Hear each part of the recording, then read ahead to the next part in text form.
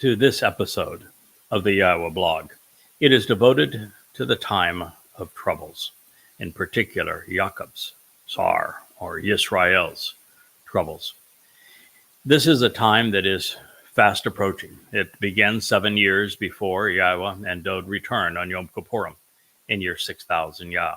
And so the time of troubles commence on the 22nd of May, 2026, which is the Shabat upon which Shavuot will be fulfilled.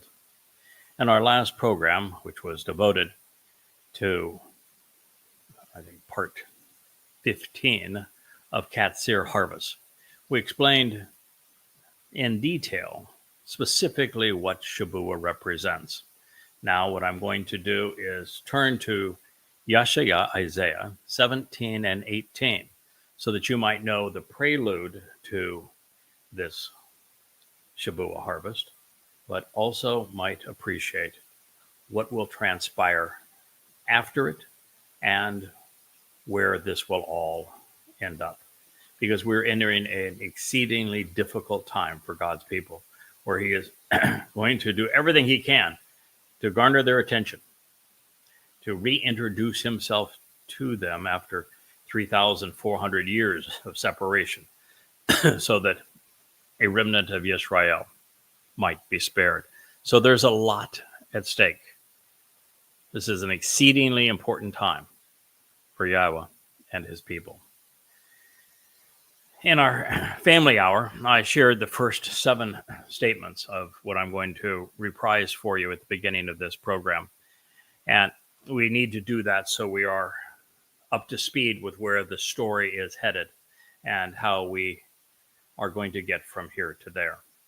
It begins with the burden, the pronouncement concerning Damascus. Behold, Damascus is corrupt, it is degenerate, and will be forcefully rejected and removed from among inhabited cities. She will become a twisted and tangled heap of rubble.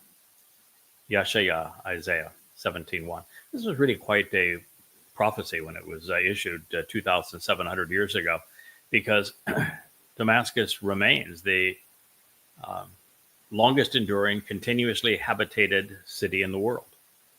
And as a result,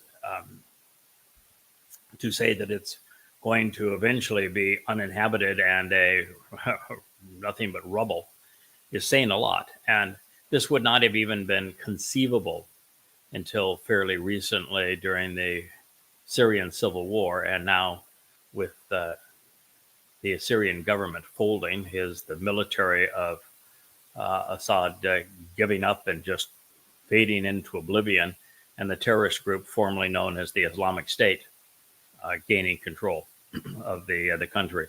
Nor would you have imagined that a city like Damascus could be turned to rubble. But you look at how limited the Israeli use of air power was during the Gaza war. And yet Gaza is a demolition zone, to quote Donald Trump. It is a heap of ruins. And you look at the areas within Beirut that Israel had to bomb to take Hezbollah out. And even the suburbs of Damascus, where the Russians bombed them to deter one militia against another. It doesn't take much to turn a city into rubble.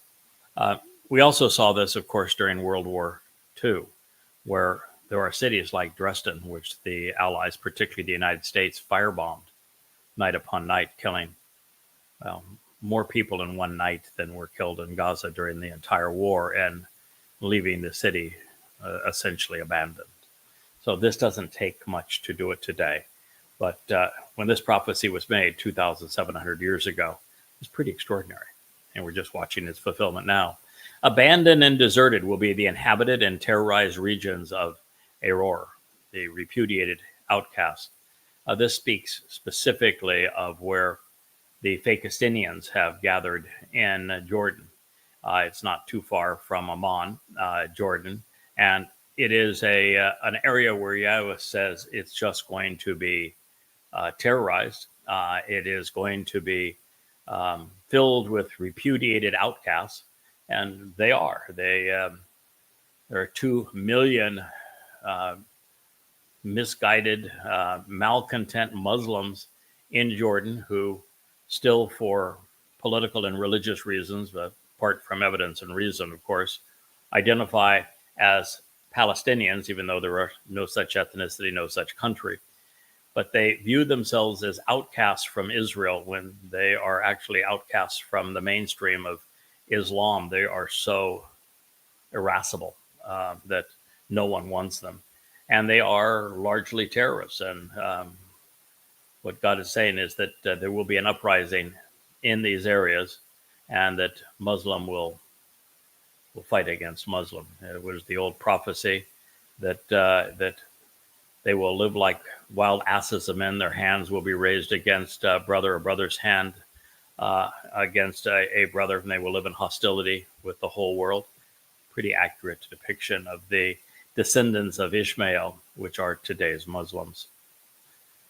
For there will be roaming animals fighting and militant militias along with their helpers.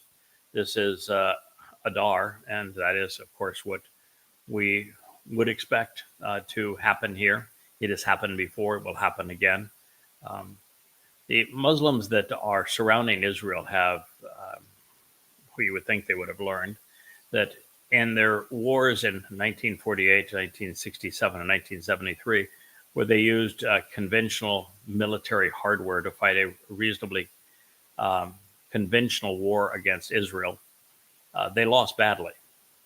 Even though Israel was outnumbered 100-1 and they had better equipment by far and a common language where Israel had none of these advantages, nonetheless, the united Muslim force was defeated resoundingly by Israel with vastly inferior numbers, vastly inferior hardware. It's probably the greatest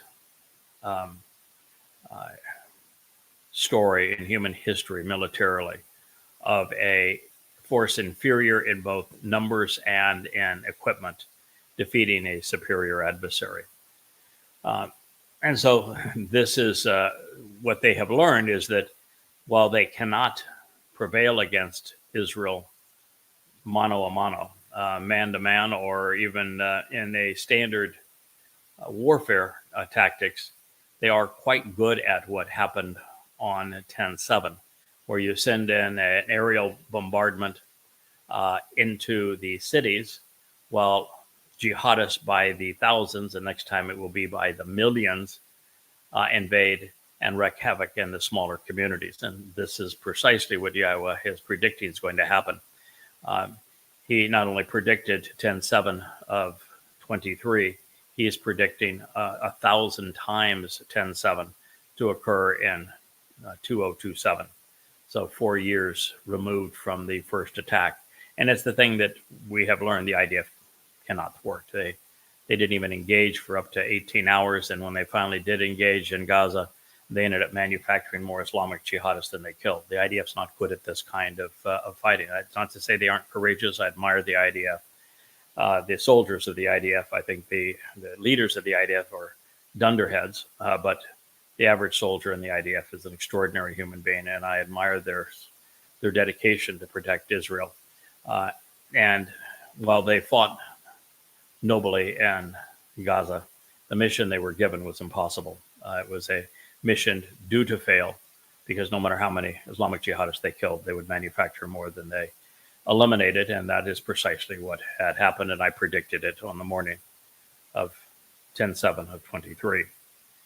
But anyway, this is going to happen in Oman. There's going to be a rise in the number of terrorists that come to attack Israel. And then it reads, but they will cease and prostrate themselves because there will be no one left to terrorize. Eventually, in both Syria and in Jordan, there will be an end to the internal infighting because they will have beaten each other to a pulp. And so they'll just go back to prostrating themselves to their wannabe God. So the defensive structures will disappear. So thinking Israel is safe, I had between the buzzer bombs and the systematic elimination of Hezbollah leaders, the systematic elimination of Hamas's leadership, not knowing that Hamas was simply a symptom of the bigger problem of Islam. Israel, I'm sure, thinks that they're relatively safe and they can let down their guard to some degree. And they're going to let down their guard even further because of the promises, even though they are insane, by Donald Trump. But nonetheless, the defensive structures, both in Israel, will be let down in terms of a jihadi attack. And this is suggesting that actually the defensive structures within Syria and Jordan will disappear. And that could happen very easily in the sense of Israel has already wiped out, fulfilling part of this prophecy, the defensive structures in Syria. When, right after this war happened, after the Islamic State took over Syria, they went in and unopposed, they bombed the Syrian military structure out of existence. And they could do the same thing with Jordan's in a couple of days' time, and may do so, particularly if there's another upheaval of militant jihadists in Jordan. This says this will happen on account of Ephraim. Ephraim is the northern kingdom, so the perpetrator here that is going to be the one that takes advantage of the relative appearance of weakness militarily in Jordan and in Syria will be Israel, particularly in defense of the northern territory of Israel. And it says that this will occur with the government out of Damascus, including a remnant of Aram Syria, being similarly dense and burdensome. So, Israel is going to view that the terrorist gang, the Islamic jihadists that took over Syria, and those that will gain power in Jordan, particularly if Trump gets his way and builds the Emerald Cities of Oz for Fakistinians, that Israel needs to know that while their defenses are down and they remain burdensome, that it's time for Israel to take them out. And Israel is going to do so. It's just not going to turn out the way they had hoped, because it wasn't a military attack in the traditional sense with airplanes and tanks that the Muslims were going to use next time. They're going to reprise the success from their mind, although it was savage, of 10:7. And it says the children of Israel will actually continue to exist prophetically, declares Yahweh, of the vast array of spiritual messengers and envoys. And while that is true, according to the other prophets, 2 out of every 3 Jews are going to die over the next 8 years. So a remnant will survive. That is true. And that's good news. But many Jews are going to die in the process, because the next 7 years represents the time of Israel's troubles. And it will all, the prophet goes on, and it will actually come to pass in that day that the size of Jacob, which is Israel, will be decreased to the point of no longer being sustainable or viable. What he's talking about here is what I call the 2-state dissolution. It is a Muslim final solution for their Jewish problem. It is what is a suicidal notion, if you're a Jew, of giving the heart of Israel to the Islamic jihadists, creating a terrorist state within that will be used strictly to amass weapons and to attack Israel from the inside, while the large groups of mujahideen, Muslim jihadists, attack Israel from all sides, from the east and the west, the south and the north. Now they will also be able to attack from the inside out. It, with a state the size of Israel, it renders really every form of military defense unusable, because there are no battle lines. When you're being attacked by a state that's very close to the size of your state, carved right through the heart of your state where 78% of the people live, and then you're being attacked on both sides, both by aerial bombardments and by massives of jihadists, and from the north, the south, the east, the west, and then from the inside out, there is no place to create a defensive border. If a tank is facing one way, it's being attacked from the other. If a aircraft is bombing in one direction, it's the rockets are going over it and to another. And it's going to be hellish. What this is, of course, affirming is that when Gabriel, Dode, God's most capable and courageous man, predicted this in Babel to Daniel, he said that a treaty would be affirmed with many. And that peace treaty affirmed with many is likely a variation of UN 242.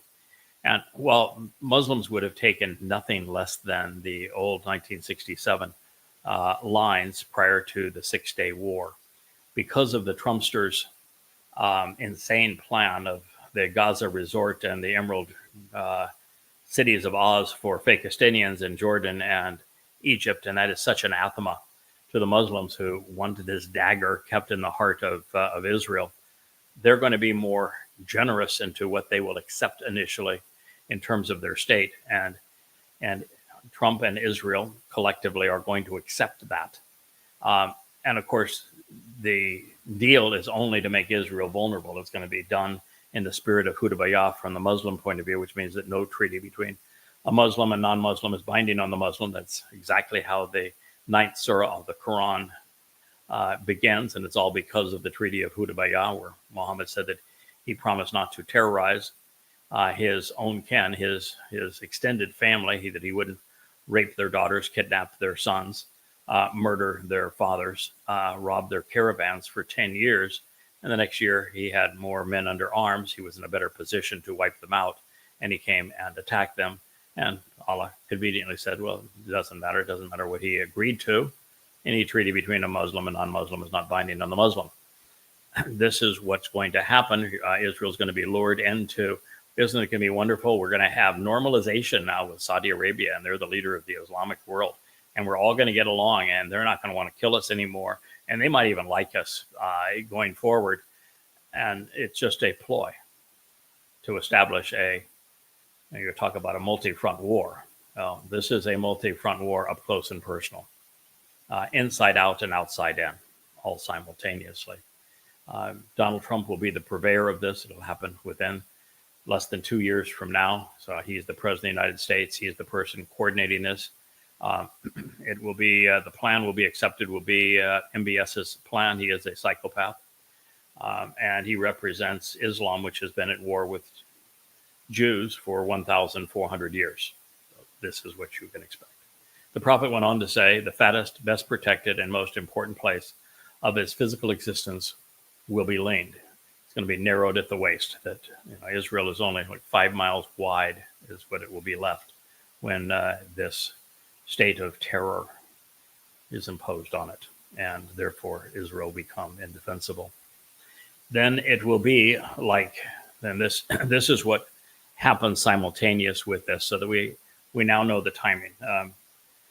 We know when the Shabuah harvest, which is what's spoken of next, is going to occur, which is 7 years before Yahweh's return with Dode, the Messiah, in year 6000 Yah. He's returning on October 2nd, 6:22 p.m. In 2033, which is Yom Kippurim. And therefore, the Shabuah harvest, which is what this is talking about, which means sevens, is 7 years prior to that date and 7 years prior to 2033. And on the fulfillment date for Shabuah, you're at May 22nd, 2026, which is 15 months away from this particular recording in February of 2025. And therefore, Donald Trump will be president of the United States at this time. He is the responsible person for leaning Israel at the waist, playing Neville Chamberlain and taking the world into world war.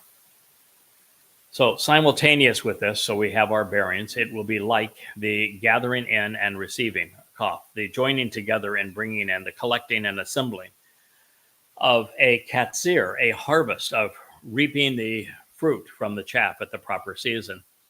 I did the last program on episode 15 of katsir harvest, and one of the things that we learned, and it was emphasized from one of our covenant leaders, who is an old farm boy, he says, when it comes harvest time, that's the time that we go to work. And indeed, that is what Yahweh was calling us to do, is to roll up our sleeves and go to work. There's a lot to accomplish, very little time to accomplish it. Yahweh needs to be reintroduced to his people. His son needs to be acclaimed as our Messiah and the Son of God. And these dates need to be established so Israel knows what's going to happen, when and where, who's going to attack them, who can protect them. So this is a katsir harvest of standing grain in the field and on the stalk of kamah. And what we learned is that the sickle actually applies to the first fruit harvest. So this is a standing up, if you will, of those who are established, still in the field, ready to bear fruit, called kamah. And then his Zeroah. Zeroah is one of the most important terms in Hebrew. The most important title ascribed to David. He is first thought of being the Melech of Yisrael, and he is the former and returning Melech king, leader of Yisrael. But he is also Hamashiach. He is the one anointed 3 times by men at Yahweh's behest, and once by Yahweh himself. So he is the second of the 3 Zeroah, and that Zeroah indicates in his case that he served as the sacrificial lamb, which is how Zeroah is defined in the Torah. Moshe was the first Zeroah, as the strong arm of God that helped drag the children of Israel out of Mitzrayim, kicking and screaming. And I am the third Zeroah, one who is cultivating the harvest of Shavuah and Teruah. And Zeroah conveys all of these things. Its verbal root is zera. Zera means to sow and cultivate seeds to produce a productive harvest. Oh, and his Zeroah will reap the harvest with unfolding implications. This series that we've been doing surrounding this program is called Katsir Harvest. This is Katsar. Katsir was used previously. Katsar is a variation of it. It is a time of reaping with unfolding implications as a verb in this case. And what is being reaped is first fruits. And overflowing, it says, torrent moving swiftly from one place to another in linear fashion as a result of the stem off the main branch and the promise of 7.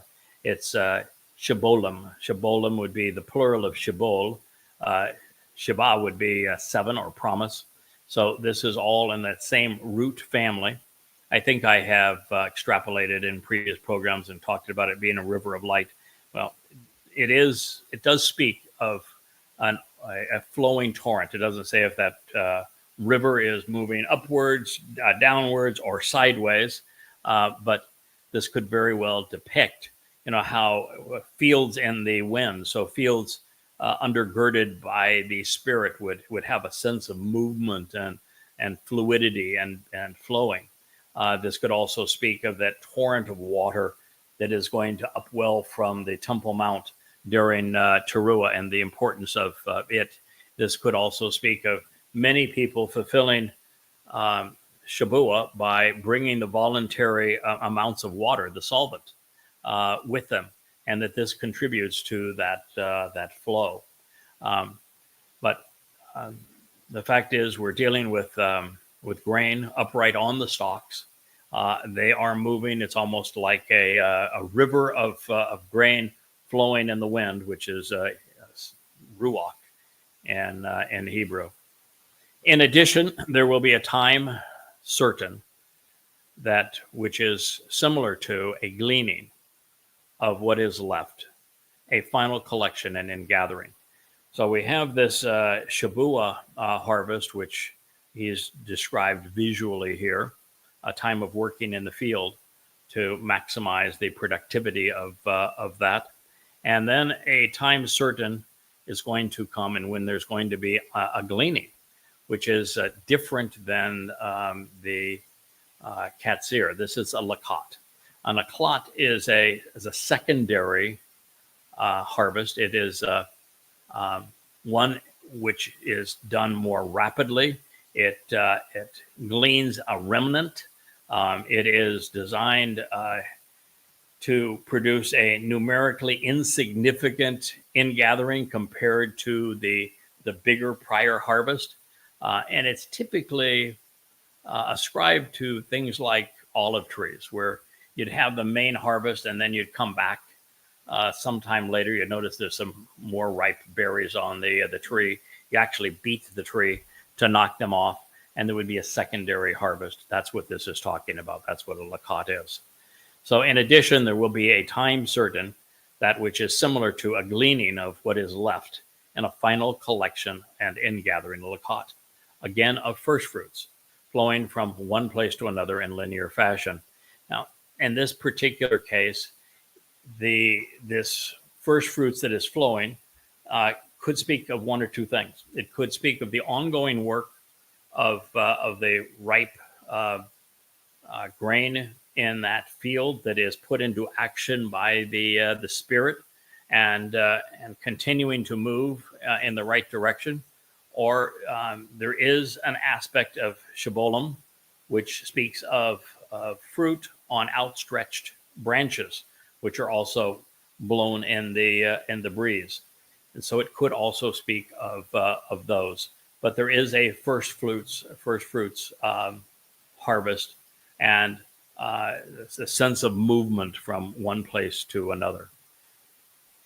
And this speaks of that one occurring in the profound depths of Raphaim, where the sick have been healed and the defective have been restored, while the feeble falter and the souls of the dead remain. Emek, Raphaim.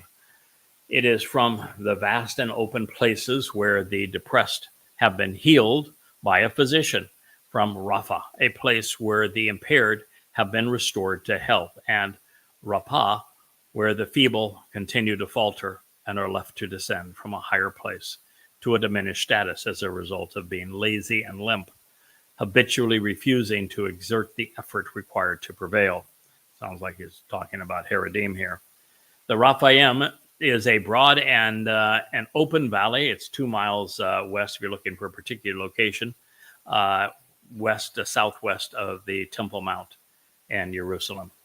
So this is close to home that this action is taking place. It says, so he will remain. Now, this must be speaking of the Zeroah, who was identified in the previous statement, enduring being left behind as flesh and blood, for having caused people with physical bodies to be spared as a remnant. This is Sha'ar. Then acting as kin and a close relationship, he, speaking of the Zeroah, will stay behind, his body serving as a reminder for the remainder of the extended family who are still leavened, a remnant of blood relations left over, and remaining as physical beings. It is written identically as Sha'or, which is to tell you that those who are left behind will be mostly leavened, which means they still have traces of their religiosity and their politics, which is why they did not participate in the Towrah gleaning. It is similar and written the same as Sha'ar, a remnant, a remainder, and a residue, with Sha'ur, a physical body comprised of flesh and blood, a corporeal mass of meat, and a blood relative. It was written in the Nifl perfect third person masculine singular, where the subject, who is the Zeroah, has been cultivating the fruitful harvest and producing this gleaning, and he's going to carry out and endure the action, which is to be left behind himself while causing others to remain in physical bodies based upon the choices he has made. And it ends by saying during this time, during this Towrah lakat. Thrust aside and left on the stems and branches, as would be the case as with an olive tree when it is beaten from all around to shake off some of the fruit, 2 or 3 berries in the top and most critical and foremost branch, who speak, promise, relate vocally, 4 or 5 in the clefts of his crag, his branches, which have been broken off of the fruitful and productive heifer, the parar of the one cultivating a flourish and abundant harvest on behalf of future generations, prophetically declares Yahweh, God of Yisrael, of individuals who engage and endure with God. You know, Christians and Muslims don't much like to quote with the prophets and even what is written in the Torah, that Yahweh is the God of Israel. He happens to be the only God in the universe, but he identifies himself with his chosen people, Israel. So there's some pretty powerful insights here. It speaks of now an olive gleaning, but the realization that there's going to be a lot of olives that are not going to be knocked off the branches, that the branches themselves may fall, and we're going to see what's going to happen in that in a moment. But this is going to be a rough time, and so it is the Zeroah that's orchestrating this, of the remnant who did not survive and who are both religious and political. He is now working with them to prepare them for Yahweh's return. There's a lot to happen, only 10 days to get it done. And almost all of it has to transpire in the next 24 hours. So thrust aside and left on the stems and branches, as would be the case with an olive tree. That's why we call this an olive harvest. This is strictly for Yisrael and Yehudim. And it is the way that olives are harvested from a tree. They take branches and they beat the tree with the branches. And the choder, who is the other name for what I'm doing, particularly in Yashaya, it's a branch. It's a stem off the main branch. And so I'm walking away at the tree. I'm not trying to hurt the tree. I'm not trying to hurt the berries. I'm trying to get them off before, so that they can be prepared, so that they can be restored to health, so that they can be cleansed and ready for the return of Yahweh.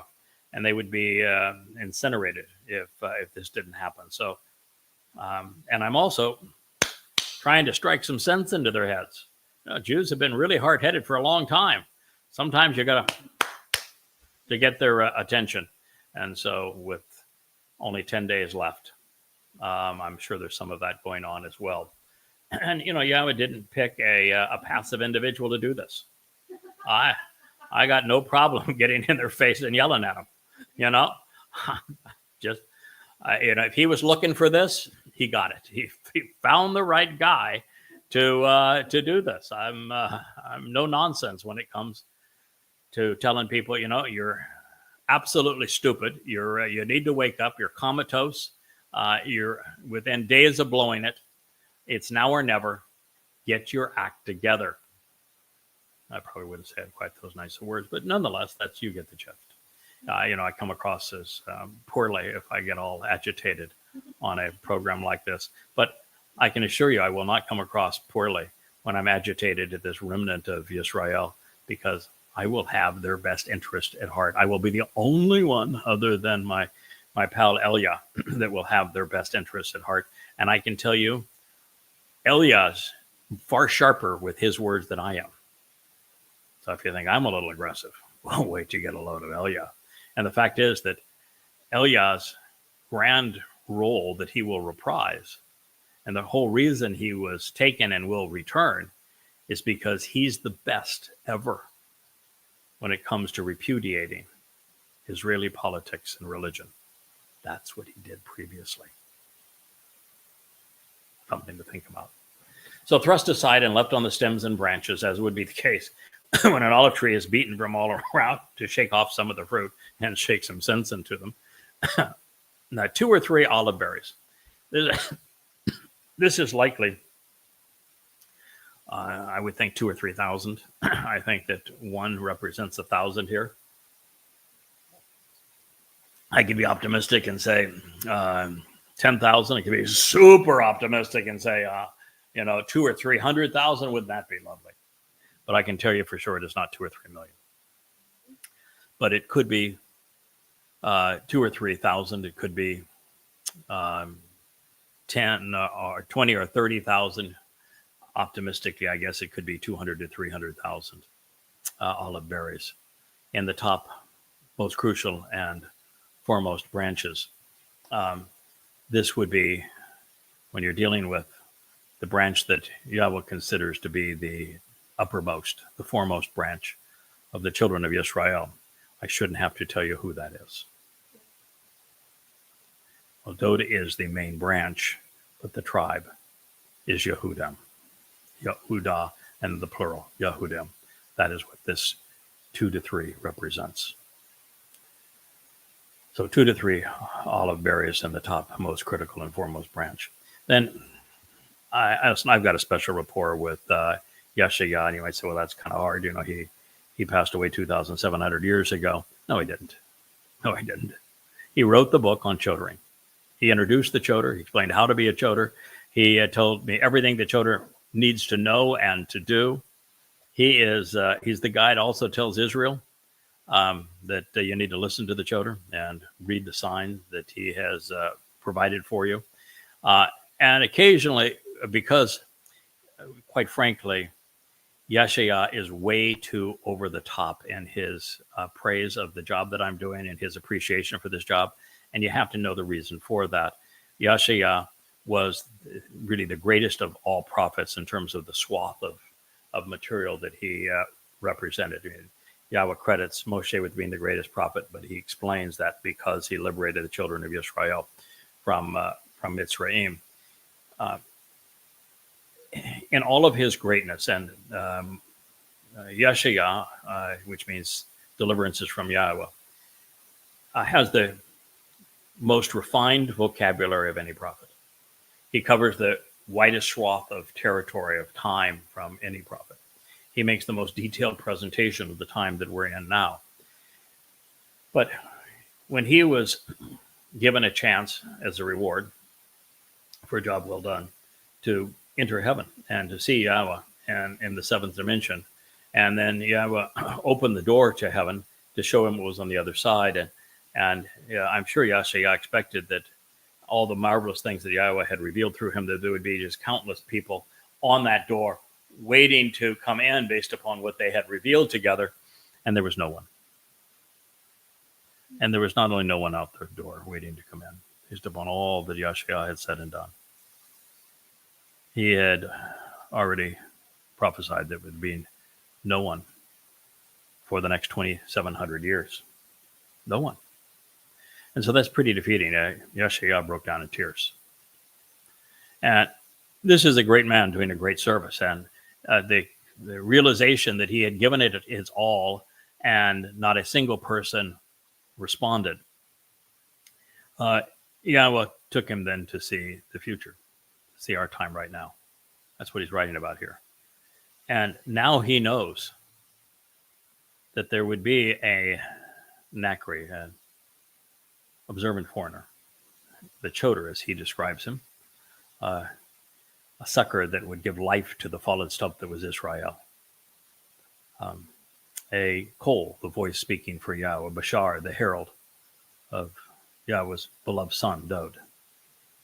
And as the final Zeroah, gleaning this harvest, and that much of what he would say would come out of the words that Yahowah wrote, making Yahowah not only a great prophet, but as the one who delivered these results. He's the one who provided the textbook that explains what we are doing. And so he enjoys much of the success and deserves much of the credit. And now he knows that it wasn't for naught, that everything he said bore fruit, just at a different time. And so Yahowah is so thrilled that his words finally resonated with his people, and his people finally listened, and they came back home, that Yahowah has a tendency to be a bit exuberant as it relates to the role that Yahweh has enabled me to play vis-a-vis this textbook written by Yahowah. So he's a little over the top. In this particular case, in the style of Elia, he gives me a little jab, and that's what I just wanted to say. Is this what he's saying? Is this vocal branch is one who speaks a lot. He's a bit verbose, makes a lot of promises relating to the people, but nonetheless, it's an okay guy. It's just he just may be a wee bit verbose. If you look at the book of Yahowah, which I've covered 90% of the book of Yahowah, I look forward to covering the remaining 10%. But the book of Yahowah in a standard font, standard print is about this thick, and I've written 36 of these. So when he gives me a jab and say, okay, he's a really talkative stick, I represent that statement. What can I say? I do appreciate his humor, and he has every right to make the claim. If Yahowah wanted a man of few words, he'd have found a man of few words. Goes on to say 4 or 5 in the clefts of his crag from the branches which have been broken off. Now, the branches which have been broken off for Israel, the 10 tribes were taken away from their union with Yehuda and dispersed. And so they are the branches that were broken off. The reference to crag is that, Yahowah knows my birth name. My given name is Crag. And so it means the crag of a rock, the fissure of a rock. And fissure of a rock is not a pejorative in Hebrew. It is from a crag, a rocky crag, that the fiery light of Yahowah emerged and revealed, where God revealed himself to his people. It is a crag that is where the Torah was revealed. It was this rocky crag up there at the summit of Mount Towrah. And it is a crag that is sharp and divisive and cutting, which is what Yahowah wants us to be. As I said, he didn't pick somebody that's Pollyanna that wants to everybody get along and let's all sing Kumbaya. No, well, sing Kumbaya, it means to stand with Yah, but nobody else knows that. So that is the reference to Crag here. And it's also another inside joke and a jab at all of us. And this is such a marvelous time for Yahowah that I'm sure this was his moment where he was laughing. But no one seems to understand why Yahowah had a problem with Moshe striking the crag that gave forth water as opposed to speaking to it. Well, it is the water that is released under the Temple Mount, under my Bashar corporal body that is sacrificed for the cleansing and the return, preparation of Yisrael, this final remnant. And so, as Eliah will do magnificently, you're supposed to talk to the rack. And if you talk to the talkative crag, good things happen. If you whack him, bad things happen. And Moshe decided that he would whack it. And that's not Yahowah's idea. He doesn't want the crag whacked. He wants us to communicate and with the crag, and it will do exactly as it's supposed to do.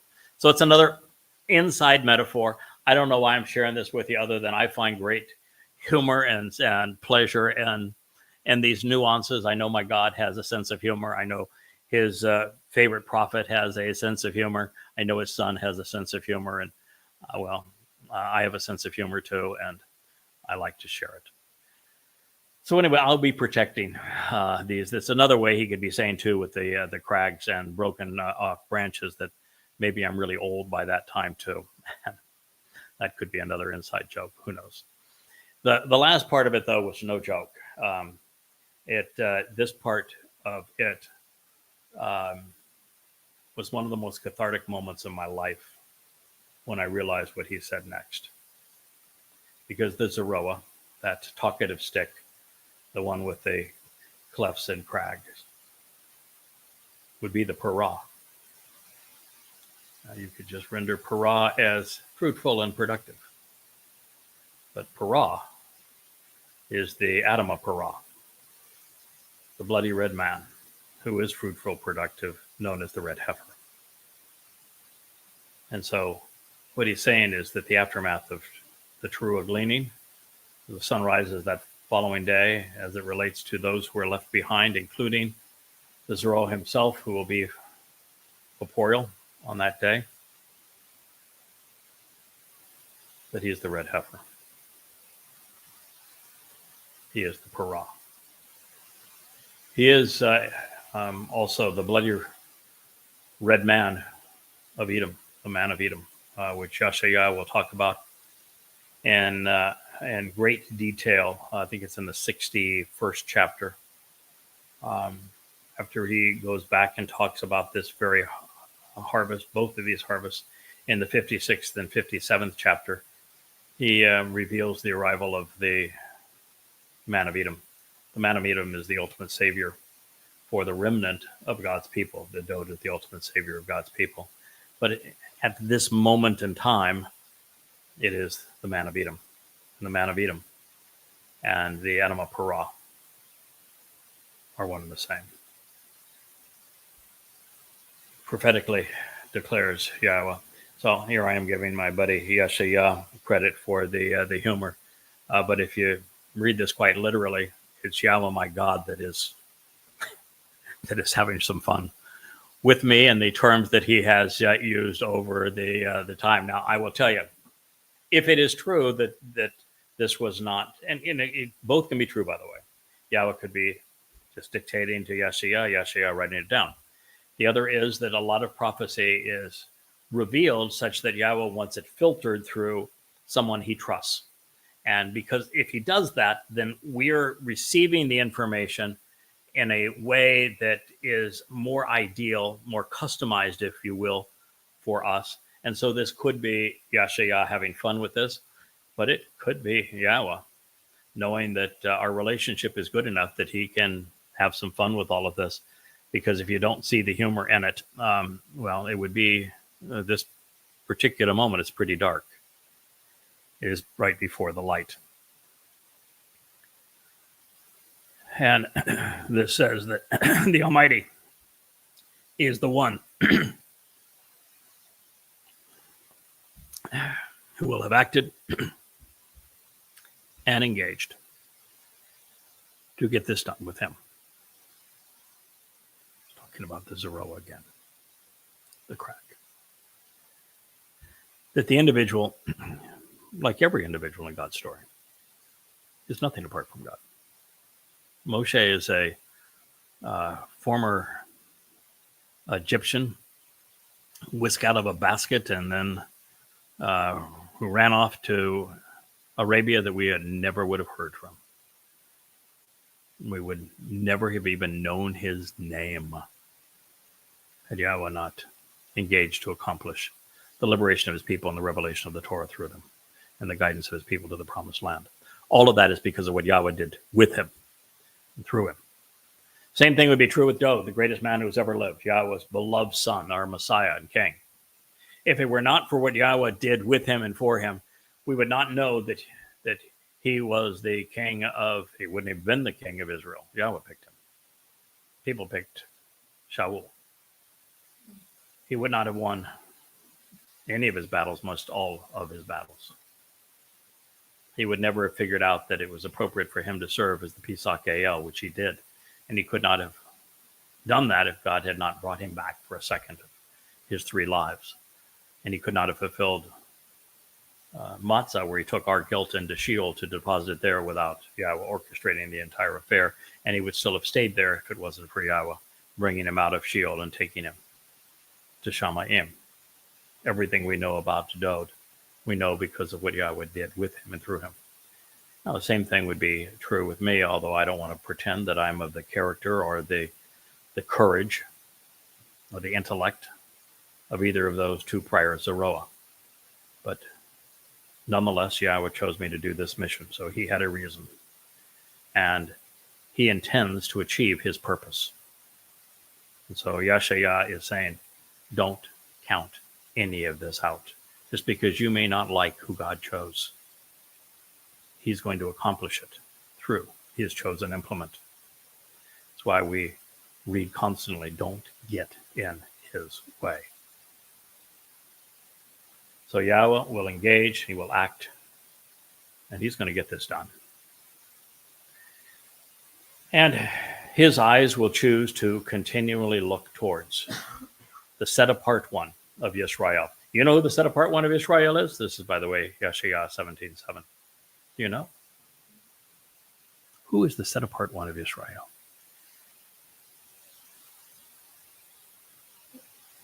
It's Dod. Yahweh declares that in the 89th Mizmor, which is the most important song ever written. Dod is the set apart one of Israel. And so he's speaking of this Zeroah, who God is working through to accomplish all these wonderful things. And yet he says the Zeroah's eyes are focused on Dod. Now, why would he be focused on Dod and not Yahweh, who's doing all these things through him? Why not the rest of Yahweh's people? Because he's doing it all for Dod. Because Dod did all of it for us.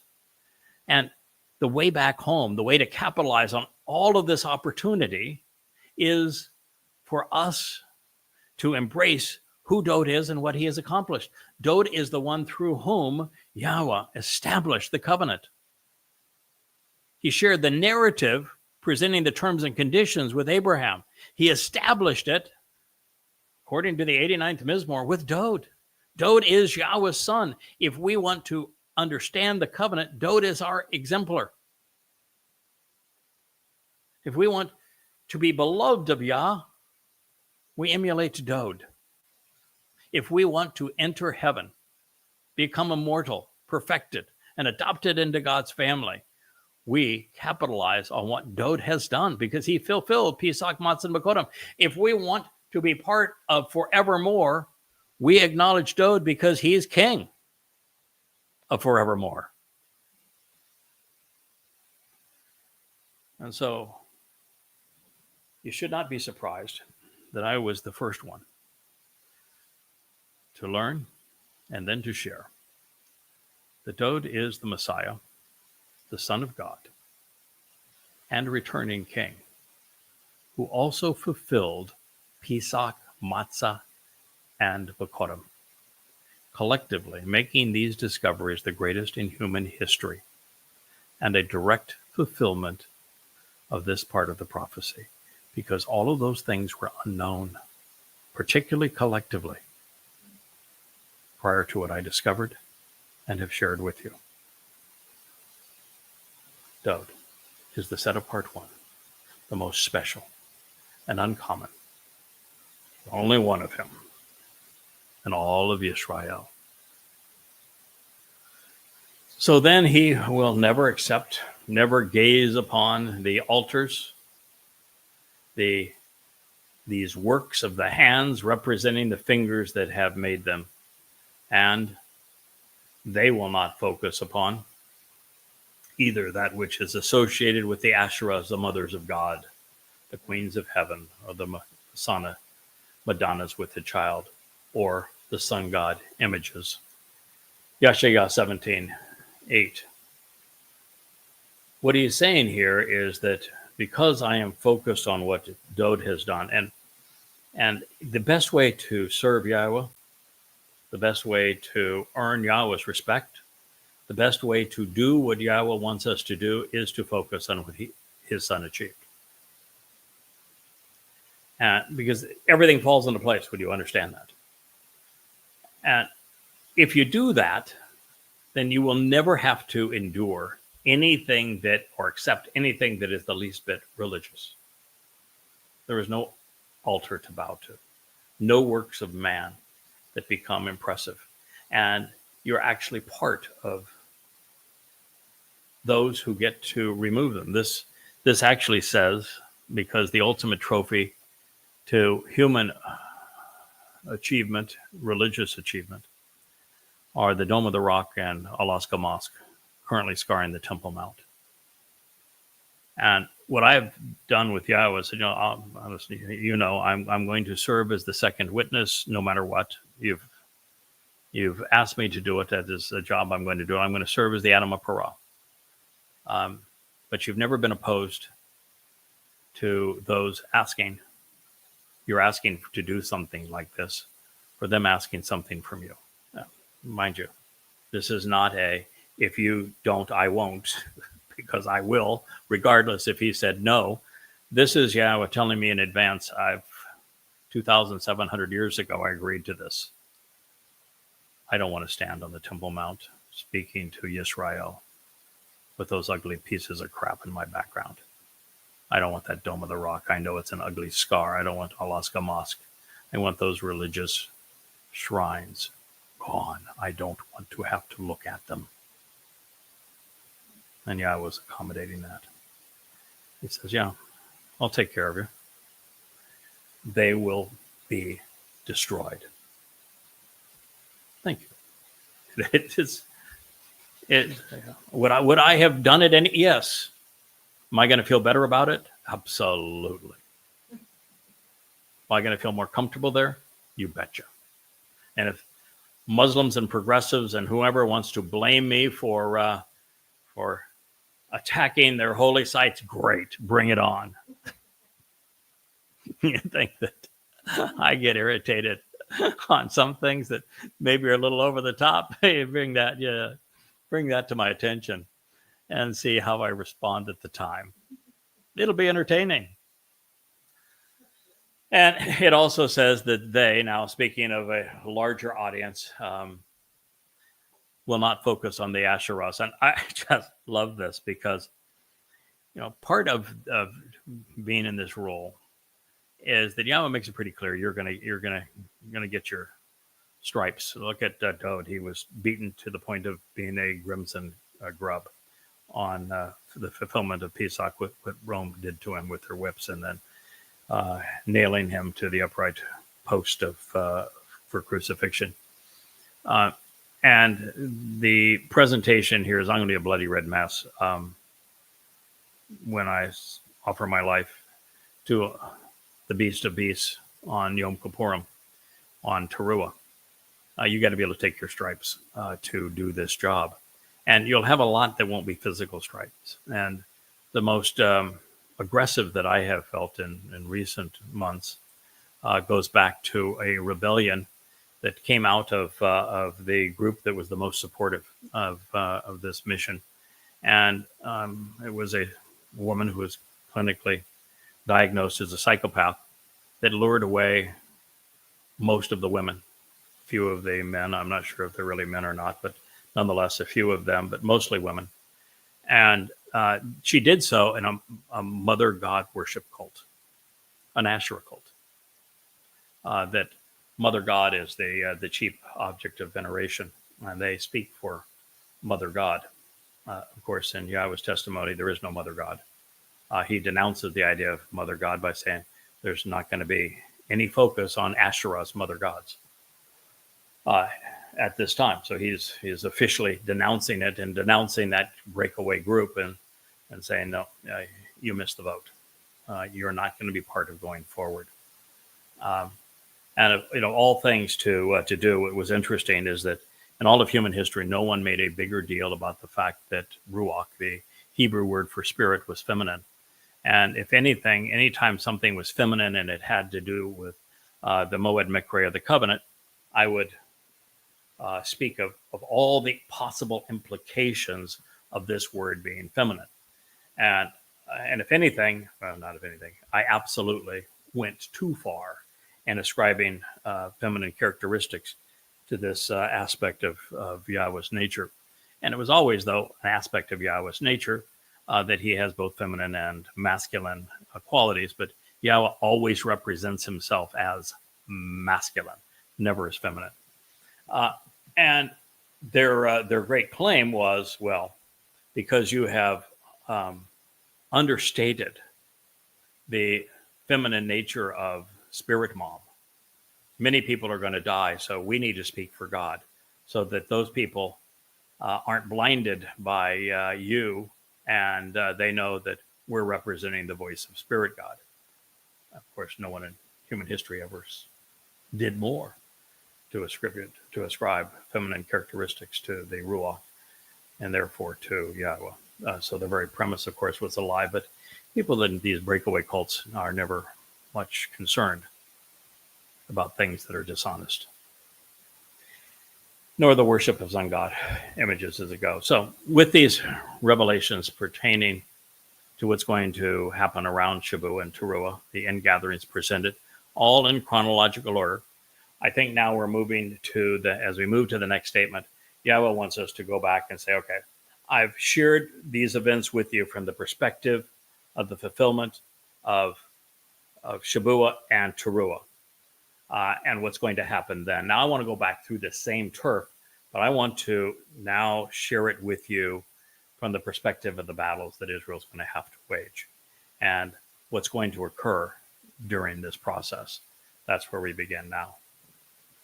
He says, in that specific day, it shall come to be that the cities of his refuge and his defensive fortifications shall be abandoned and deserted, consistent with an occult present among the religions and the merchants of death. And then the uppermost branch of the olive, therefore, will be completely deserted for a time because of the presence of the children of Israel. Then there will be appalling desolation and stupefying ruin. Yeshua 17:9. Indeed, because you have completely ignored and have actually forgotten, becoming ignorant of the God of your salvation and deliverance, and the rock, the shore, of your protection and refuge, you do not remember or mention. This could be, again, the rocky crag who has been seeking to protect you, providing refuge for you, is the memorable man that you fail to acknowledge. Therefore you plant and embed and erect the vines and dwellings of Adonis, the Lord. That's not good because the Lord is Satan. You continually sow it. This is what you are, Zerah, sowing, as an illegitimate, unauthorized, and loathsome means of estrangement via a vine or branch that, fortunately, needs to be pruned. 17:10. In that day, you will grow then and carefully construct a barrier around your garden. How'd that do in Gaza? And in the early part of the day, when such things are considered, your seed will bud and sprout, sending out shoots, and that will be heaped up and held on the wrong side of the barrier for having wavered and wandered away from the Katsir harvest. You're not part of it. In the daytime, there will be terminal disease and hopelessness, infirmity, weakness, affliction, and tribulation. That's what Israel is enduring, will endure in great magnitude during the time of Yaakov's troubles, including the influence and incurable and mortal grief and mental anguish. 2 of every 3 Jews are going to die, 10 million people during this time. And I think that as it relates to humanity at large, because of the wars and all of the other things that are going to happen on this earth, it'll even be more desperate for Goyim. So God says, well, be wary of the preponderance of people from many nations who will roar in as agitated hordes and confused terrorists. Hamon.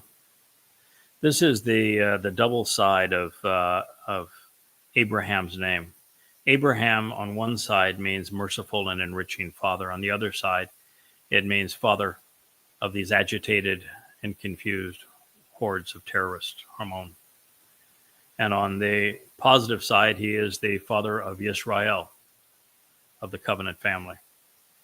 And on the negative side, he is the father through Ishmael of Islam. Those roaring and agitated hordes of confused terrorists. The vast multitudes of bewildered and loudmouthed militants flaunting their abundance of wealth while clamoring emotionally with their worldly possessions and disorderly riots, which are extensive and excessive, similar to loudly groaning, stormy, and enraged seas. Seas are relentless. Have you ever looked at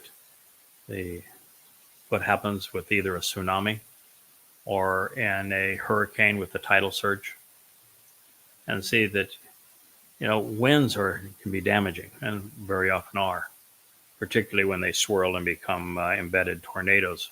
But it's the rising tide that makes hurricanes so devastating, and a tsunami is essentially unstoppable. And that's what Yahweh was saying, is this next wave, the one 2 years after 10:7 of 23, is going to be unstoppable. It's going to be like the raging sea as Muslim jihadists flood into Israel. They will choose to be constantly infuriated and uproarious, constantly snarling and angry, driven by winds of religious, political, and social desire. And then the corrupting roar of destructive societal chaos of the people of these nations who are transformed while massing under an antiquated and unifying religious and political leader, be Muhammad, will be like the horrible and destructive, desolating uproar of a flood, of surging seas. This is a frightening picture, Israel. That's why I was asking you to pay attention, to listen to the Yahowah. Yes, he may be verbose. Yes, he may be filled with cracks and fissures as he's gaining age. But Yahweh is working through him, and he is speaking to you. And if you avail yourselves of what I'm saying, then you won't be among those caught up in this flood. Forcefully and in great numbers, capitulating to the will of another, they will continually strive to destroy, moving rapidly while creating an uproar.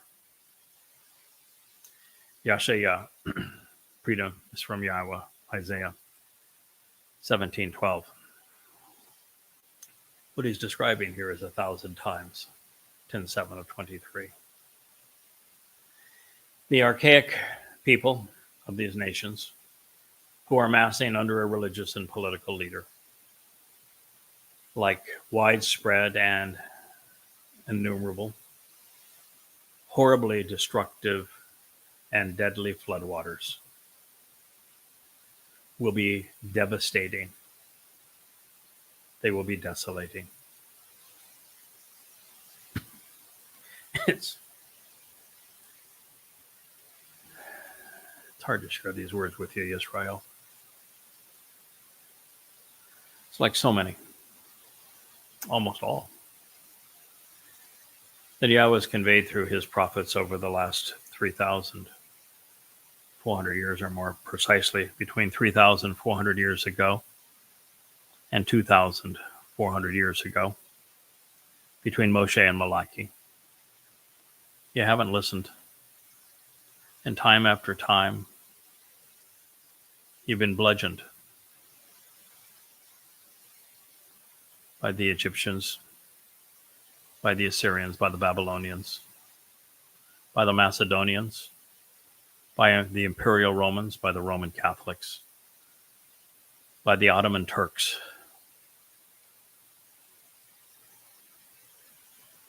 by Europeans, the Roman Catholic Church in the Holy Roman Empire,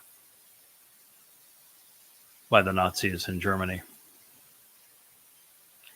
and now by Muslims in league with progressives, over and over again. The floodwaters keep coming. And all the while, God has given you the answer, given you the opportunity to rise above these waters to board his ark to safety. And yet you continue to ignore him. And so you forced your God to endure watching you for thousands of years squander your lives when all you had to do was accept him, to rely upon him, to reach up for him, to begin by acknowledging his name, which you erased from your lives. And so these horribly destructive and deadly floodwaters, they will come. They will be devastating. They will be desolating. Ultimately, in the end, after way too many have died, Yahweh will rebuke them.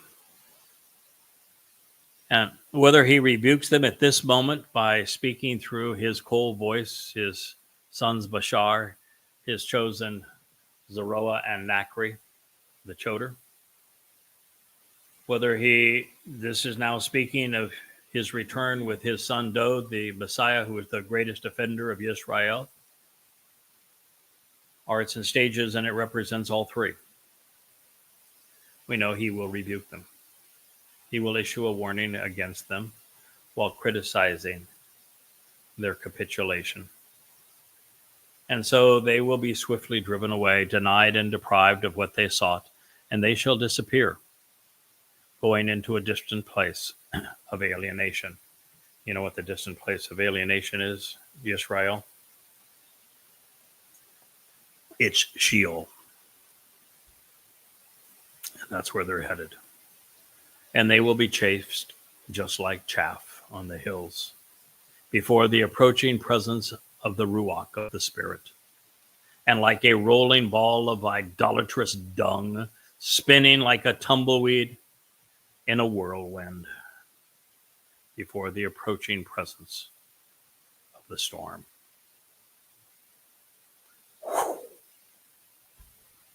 Out of here.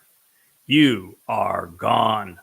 There is a time coming when there'll be no trace of the religious or religion, of militants or their weapons, of the political or their platitudes.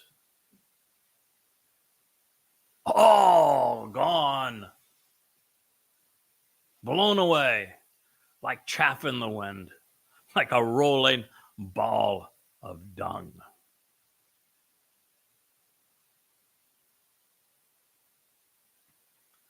Approaching the timing of this noxious religious disorder and mixing together of the Arab awakening at sunset, then behold, terror.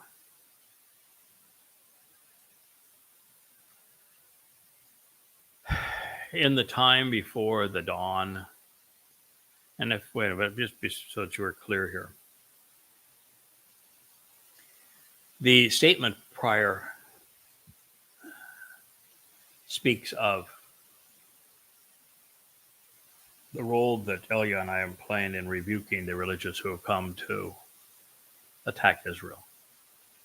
We are the ones who warned them that this is what's going to happen to them, that they will be blown away. But we aren't there at this point to stop free will. They're going to attack, and it's only because they attack that Israel finally says, wait a minute, there's no IDF to protect us. There are no politicians to save us. The rabbis have been counterproductive. They're nowhere to be found. And so the only hope will be Yahweh. Then by default, they will choose him. So it is our warning to those who would do this to say, you do this, this is going to be the consequence. You have been forewarned. Do this, and we will dispatch your sorry souls to Sheol. You can't talk reason to a religious person. They're going to attack anyway, and that's why there's going to be the signature assault of Islam. And let's be clear, when Yahweh uses the word terror, he's much smarter than I am. And I can tell you that I am disturbed when people say they, like in Israel, we eliminated a terrorist, that Hamas is a terrorist organization. This is just absolute nonsense. Terrorism is a tactic. So Hamas is not a tactic. Hamas is an Islamic organization. Jihad is Muslims perpetrating terror through this tactic. They're inferior in every way, and the only way an inferior force causes a superior being or institution to crumble is to terrorize it so that they give up, they surrender, they submit. So terrorism is a tactic. Israel's at war with Islam. Islam declared war on Israel 1,400 years ago and have been trying to annihilate Jews and exterminate the state of Israel and the existence of Jews everywhere in the world since that time. And Allah and Muhammad gloat about the mass murder of Jews throughout the Quran and Hadith, enslaving Jews throughout the Quran and Hadith. Muhammad raped Jews, women, constantly. So that's the order of things. In this time before the dawn, this large migration of asses and the consideration of such things, they are no more.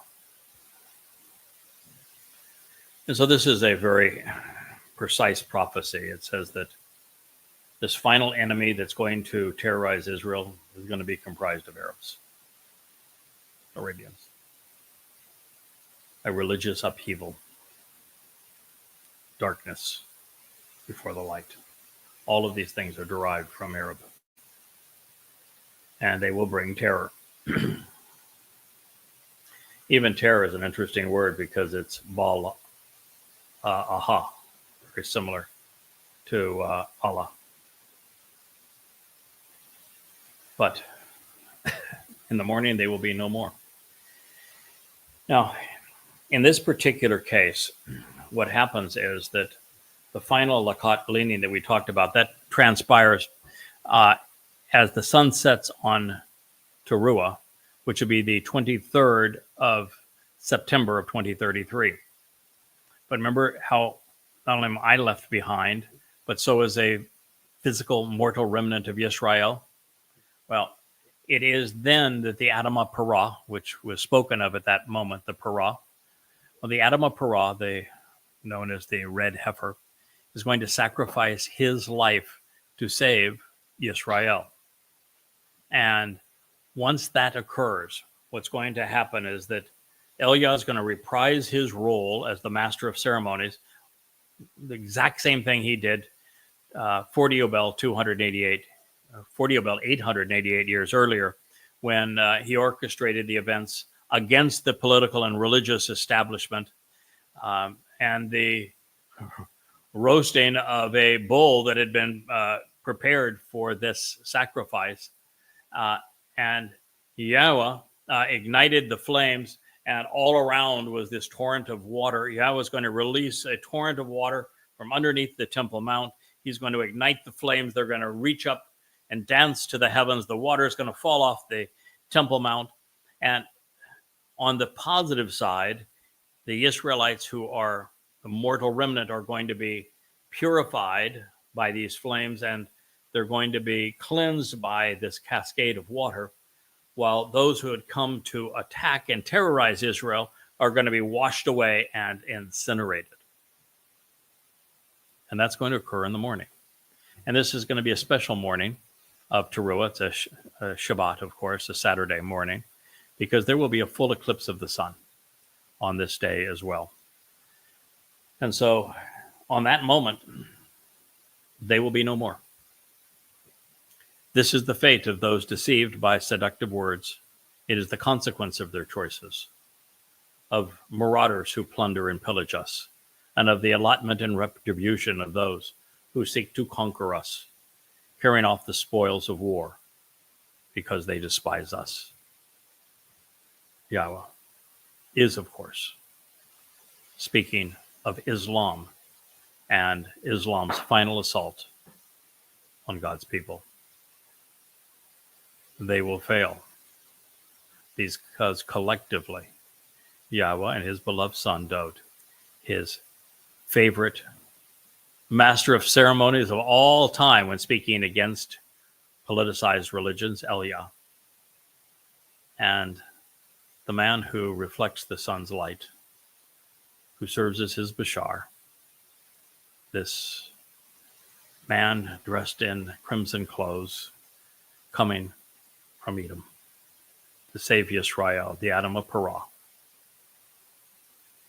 will offer the final sacrifice to save Yisrael, and Yahweh will work through that to deliver the ideal result, which is the elimination of all Muslims, all mechanisms of war, every terrorist, every jihadist, every nincompoop who would rape a Jewish woman screaming Allahu Akbar, Allah is great.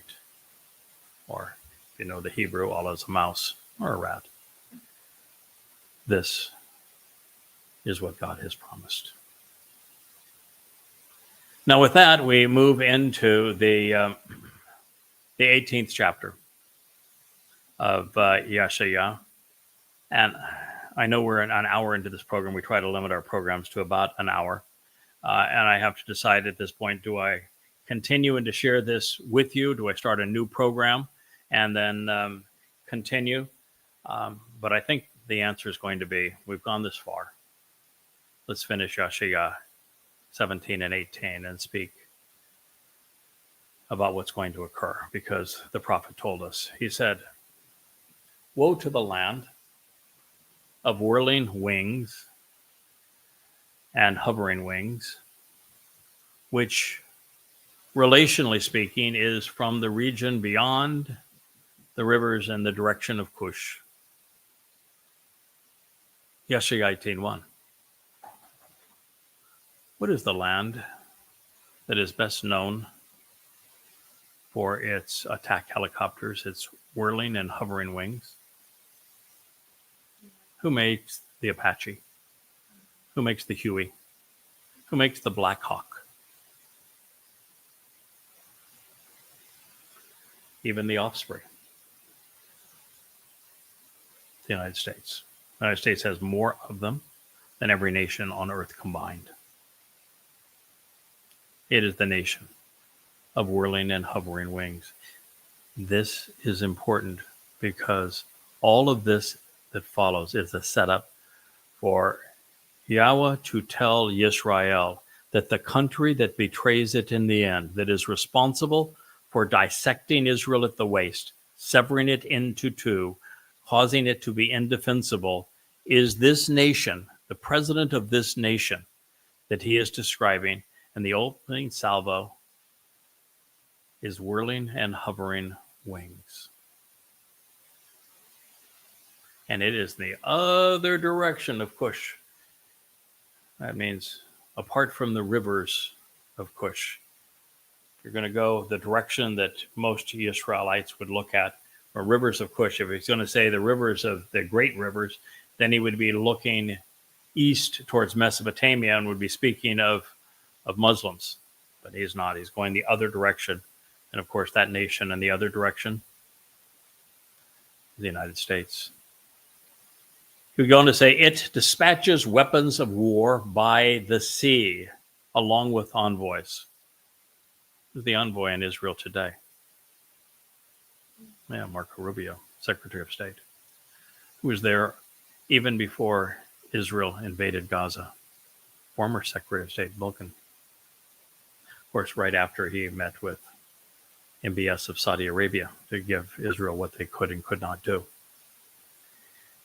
Dispatching weapons of war by the sea, the United States has 13 aircraft carrier battle groups. The next nation has 2. And one U.S. battle group is 10 times more potent than the 2 of any other nation. No nation in world history has projected its force more by sea than the United States. And if you're still thinking about those whirling wings, the U.S. Navy has more pilots than the U.S. Air Force. Yes, we, as Americans, and I say we only because my passport still says America. I grew up in America. I live in an island in the middle of the Caribbean now. But it dispatches its weapons of war by the sea. The more you can disassociate from America based upon what I'm sharing with you, the better, along with its envoys. The only nation that was close to the United States in the way that it used its military prowess and its envoys to establish influence and control around the world, only one. That's in all of human history. There's only one nation that is even remotely similar to the way the United States operates. And it isn't Rome, which the United States copied by having Capitol Hill and the Senate and Republic and all of this sort of thing. No, because the Romans invaded these areas and they established their military presence by conquering all of these people. The one that controlled currency, they were the reserve currency of their age, that controlled all trade and that used their navy and remote ports to influence the world the way the United States does. The model the United States has followed, Carthage, which was known as Tarshish at this time in the text. And so, in swift floating vessels over the surface of the waters, because of the presence of the floodwaters, because of the presence of these invading Muslim hordes, the messengers traveled swiftly, indulgently, inappropriately, trivializing the complexity of the situation while disregarding the consequences.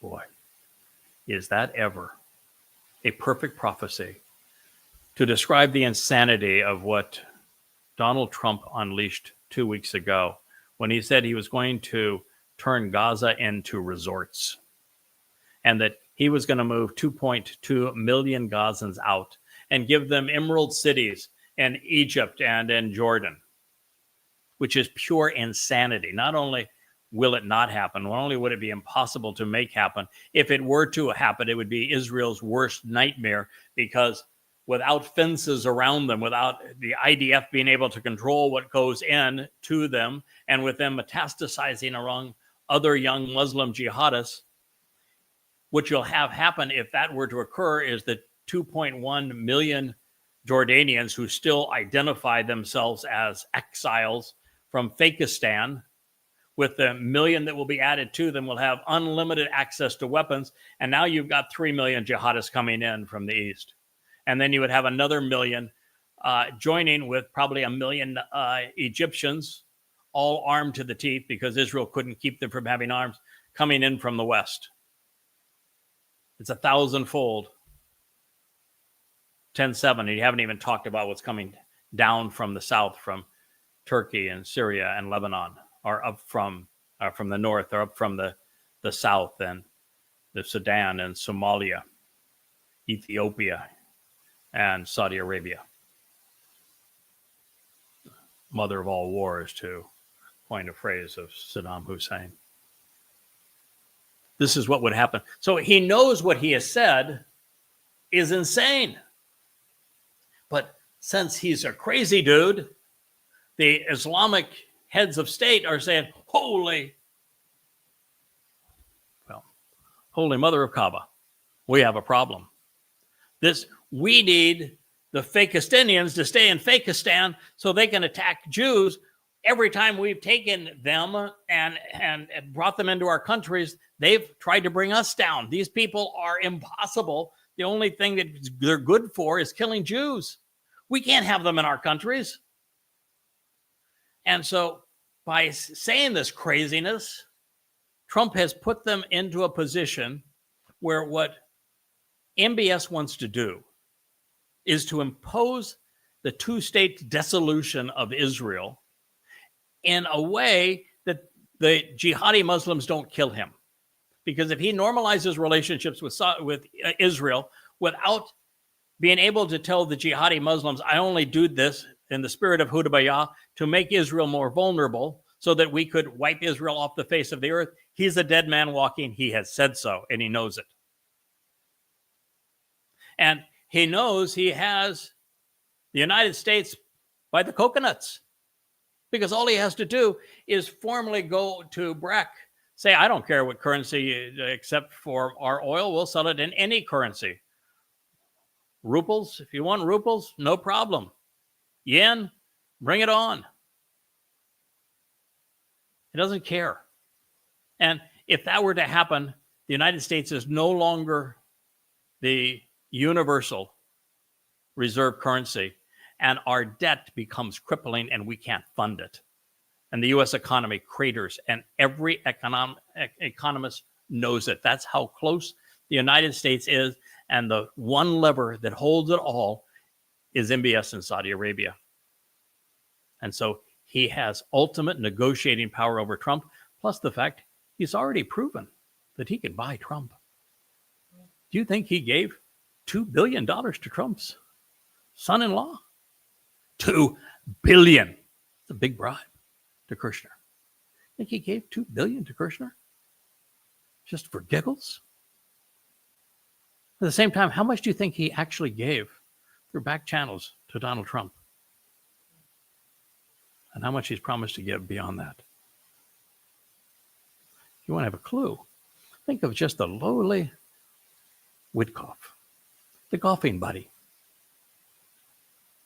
that Trump positioned to his lead envoy for the Middle East, that spanked Israel into capitulating on this last round and dealing with the devil and giving as much as 100 murderous jihadists just to get their own emaciated people back per person. The Kuwaitis, they bribed Wycliffe with $623 million. It's all public record. He was paying a debt, serving Israel up on a silver platter, one paid for by the Kuwaitis. This is a really bad situation. And God's telling you, this is the man who's going to capitulate, who's going to be bribed, who's going to be cajoled, who will be owned and operated by the Saudi Arabians. And all of this chaos that this speaks of, these insane notions that are going to be postured by this nation, are all going to end up at this point. I plastered over the last 2 days X with probably 100 posts explaining this. Pictures, drawings, accounts. What's going to happen?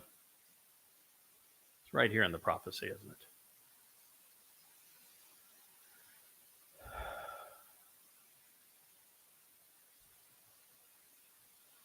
This is the fate of those deceived by seductive words and the consequence of their choices, of the marauders who plunder and pillage us, and the allotment and retribution of those who seek to conquer us, carrying off the spoils of war because they despise us.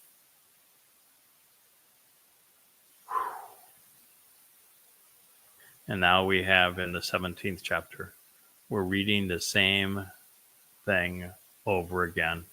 And so in floating vessels over the surface of the waters, because of the presence of the floodwaters, there's the presence of these Muslims. The messengers travel swiftly, indulgently, inappropriately, trivializing the complexity of the situation while disregarding the consequences. Resorts in Gaza, emerald cities for Fakistanians, peace in our time, normalization of the relationship between Islam and Israel. This on behalf of a nation of people from different races and places, the ultimate melting pot, the United States, who are wont to constantly take the lead, again, the United States, directing others, the United States, extending their reach and their influence, the United States, more than any other nation in human history. They are scrubbed clean. They are smooth skinned. They are shaven, yet reckless, with weapons both sharpened and gleaming. These people are frightening and they're feared, even dreadful, while at the same time respected for their awesome power from here to there and beyond in some future time. Written 2,700 years ago. This population, which is comprised of many different races, routinely spews out nonsense and a stream of foreign language, talking down to others who continually march off to war based on their condescending and moronic rhetoric, acting like a great power, all of which deserves to be mocked and ridiculed. I've done my best. They are always trying to expand and impose their influence, even their faith, establishing the rules while senselessly drawing lines in the sand, eagerly throwing others out of their land. It aggressively conquers and subdues, trampling people down and kicking them out. This country is divided by rivers. Of course, the United States is more divided by rivers than any other nation on earth. All of you who inhabit this perverted earth, and also those who remain and dwell in the land, when the Nesh sign is a very inside thing to Yashayah. It is written by the Choder, who he introduces in the 11th chapter, who is inspired by the seven spirits. And it is this very message that I am revealing to you now that is uplifted. So the Nesh sign and banner, the means to effectively gain the people's attention and to communicate with them so that they can be rallied to the point of action, drawing them together so that they engage and for the first time are productive, conveying important information conspicuously throughout this community. Well, that Nesh, he says, will be lifted up. And it will be shown on high from above because Yahweh is working with him. Its purpose will be for you all to become perceptive, for you to look at it, for you to witness what's written on it. And also, when the shofar is blown, when it is sounded, shofar blows on Shabuah, it blows again on Towrah. The entire purpose of what we do is to blow the shofar. You look at my calling card that I post all over Facebook and again on X. It is of the shofar. Towrah is the mikra of the shofar. And when that shofar sounds, signaling the warning, listen. Damn Israel. Why have you been so hard-headed? What do you have against listening to Yahweh, listening to his prophets, listening to his chosen implements speak to you? This is what's headed your way. Do you want to drown in these floodwaters, or do you want to jump aboard the ark? You're being invited aboard. Indeed, because here and now, at this point in time, is what Yahweh said to me. I will choose to be silent, and I will be tranquil, undisturbed and inactive, electing to be absent from the troubled strife of war. He's saying to Israel, when war comes, and this is 1,000 times what happened on 10/7. And it will begin when Israel is thinned at the waist, made vulnerable, attacked from the inside out and the outside in, that Yahweh is not going to come to your defense. All you're going to have at the very best is a couple of witnesses warning those who would attack you, trying to protect you, trying to awaken you, trying to get you to jump aboard the ark before it's too late, the Ark of the Covenant. Yahweh's not going to intervene at that time. He's not going to intervene until Towrah, at the end of the time of Jacob's troubles. And then he will intervene in a mighty way. And then I will thoughtfully choose what to observe, electing to respond appropriately. So it's not like God says, I'm just going to run away. No, he has two witnesses there. He has a lot vested in those two men, Elia and Yada. And he's going to be certain that he pays attention to what they do, because he's going to be empowering them, inspiring them, protecting them, enabling them. So he will choose to observe what he thinks is important in my place, he says, in the manner of a radiant and glowing, passionate warmth of the Almighty's light. He will be brilliant in Shamaim in the seventh dimension, and yet he will allow some of that light to shine through us as we are his last illuminating witnesses on behalf of his people. Then he says, and it will be similar to an enveloping cloud of encompassing mist, providing an abundance of prosperity. In Zechariah 12, where Yahweh says he's going to pour onto Jerusalem a spirit of compassion and mercy, and then those in Jerusalem are going to see Yahweh return alongside the one whom they pierced, Dod, and they're going to weep like they would weep for a firstborn, because Dod is the firstborn. Yahweh is saying, I am going to return, and when he returns, he's going to be like an enveloping cloud of encompassing mist, providing an abundance of prosperity in the warmth and enthusiasm of the harvest, the katsir, that is associated with the branch, the choder as the branch, the final zeroah.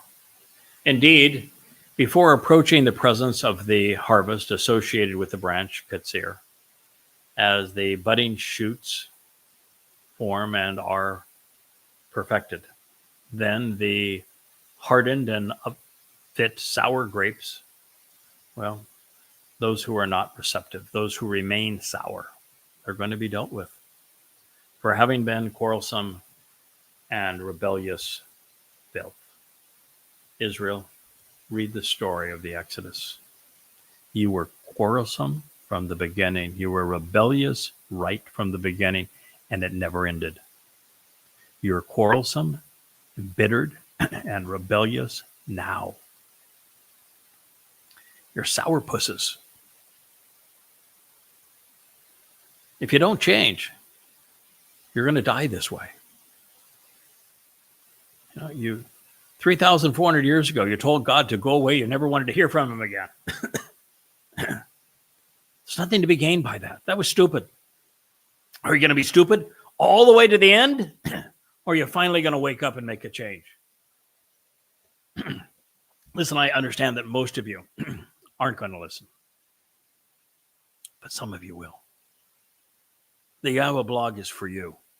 I'm reintroducing you to Yahweh's name. I'm reintroducing you to the covenant, to the Moed Mikre, to your Messiah and King Dod, to the timeline, to your opportunity. He continues, therefore, the vile and worthless who squander their opportunity by trivializing it will be cut off, severed, and excluded by way of a pruning hook. Lopped off. Then with regard to the forsaken castaways, they will be dragged away and removed, cut off and separated. Yashayah, Isaiah 18:5. There's no coming back at that point. You will have missed the final opportunity. You will be lopped off the vine that is productive and represents the best of Yisrael. And you need to know that. The continuation of the status quo, being religious, being political, being militant, being conspiratorial, you will become castaways. You will be karat. cut off and separated. They will be continually abandoned and forsaken. Azab, written in the imperfect, which means damned forevermore.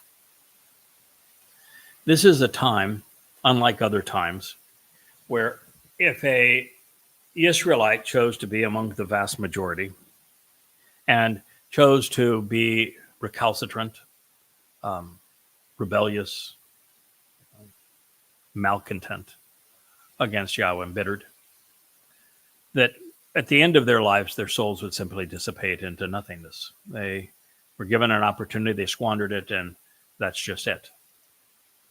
But now with everything riding on it, with Yahweh's return to his people, and with all of the carnage going on in the world, and all of the people of the world rising up against his, that option appears to be off the table. That means if you aren't amongst those who have embraced Yahweh by name, have acknowledged that Dod is the Messiah, the returning king, and the one who fulfilled Pesach, Matzah, and Bekurim, upon which you're capitalizing. If you don't meet Yahweh on the day prescribed because you know what it represents and when it's going to occur, if you don't avail yourself at this point of the sacrifice of the Adam of Parah, you will be perceived as being against God and his people. And being against God and his people is to be damned forever. Azab in the imperfect conjugation.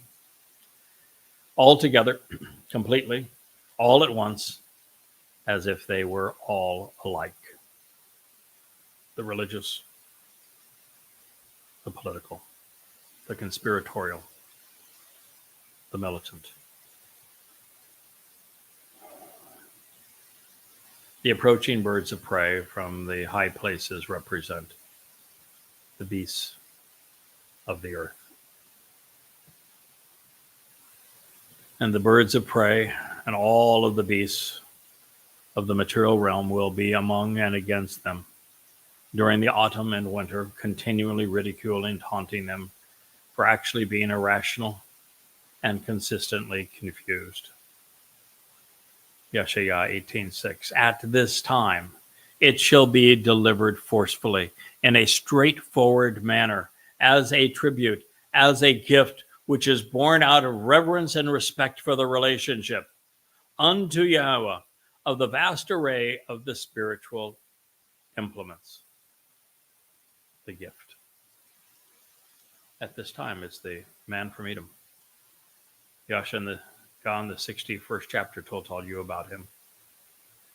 And he's going to arrive as the Adam of Parah.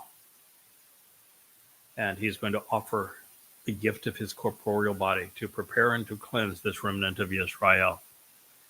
It is the gift of this time, just as Dod's sacrifice of Pesach, Matzah, and Bekurim was the gift of the time 40 Yobel previous to this.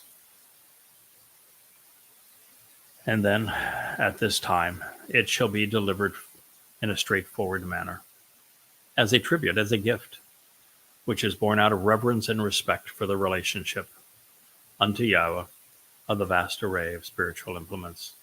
These people are wont to constantly direct others to extend their influence.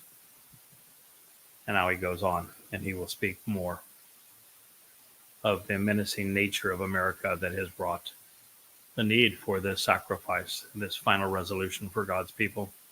He says they are scrubbed clean, they are smooth-skinned and shaven, yet typically reckless with their weapons sharpened and gleaming. They are a people and a nation which is frightening and feared, even dreadful, while at the same time respected for their awesome power. They are from here to there and beyond in the future time. This Gentile nation is comprised of many races, and it routinely spews out nonsense in a strange foreign language, talking down to others while continually marching off to war based upon their condescending and moronic rhetoric, acting like a great power, all of which deserves to be mocked and ridiculed. Always trying to expand and impose its influence, even its faith, establishing the rules while senselessly drawing lines in the sand, eagerly throwing others out of their land. Actually, doesn't even say there in this point. I think I put it in because it flows better in English. But as it relates to the Twistianians, it's not their land, and they will be throwing them out, but eagerly throwing people out of the land. It aggressively conquers and subdues, trampling people down. So from a relationship with a country whose land is divided by rivers, to the place to take a stand in the name of Yahweh, of the vast array of spiritual messengers. That place is Mount Zion, where the signs are posted along the way between Dod's home in the city of Dod and Yahweh's home at the top of Moriah. His watchmen are blind, speaking of Yisrael. They are all ignorantly opposed to Yada, who's the man bringing you this message. And yet, Yahweh is saying that the political and religious leadership of Israel is blind. It appears so if you look at the last few years. He says they're dumb as dogs, and it's not because Yahweh doesn't like dogs. Caleb was one of the two men allowed into the promised land of the original group that started the Exodus. And dog actually means all heart. They are all dumb dogs without the capacity to understand or the ability to prevail. He's calling them animals, in other words, without a conscience. They're barking and howling, panting while dreaming, lying around smitten with their inactivity, with a complete lack of awareness. Well, we move past actually Yeshaya 18 into the section I'm going to share with you on another program in the 56th and 57th chapters of Yeshaya, leading to the 61st, which we have mentioned. But this is where we are, Israel. This is where you are. This is what is happening. This is what's going to happen. There should be no surprises. You're very smart people. It's time you figure it out. And the first step in that direction is to accept Yahweh's name and to reacquaint yourself with Dod as the Messiah, Son of God, and the returning King of Yisrael. Understand the timing and who is doing what to whom. I thank you for listening. This has been a special edition of the Yahowah blog, speaking of this amazing time of troubles for Yisrael. And I am Yada, Craig Winn.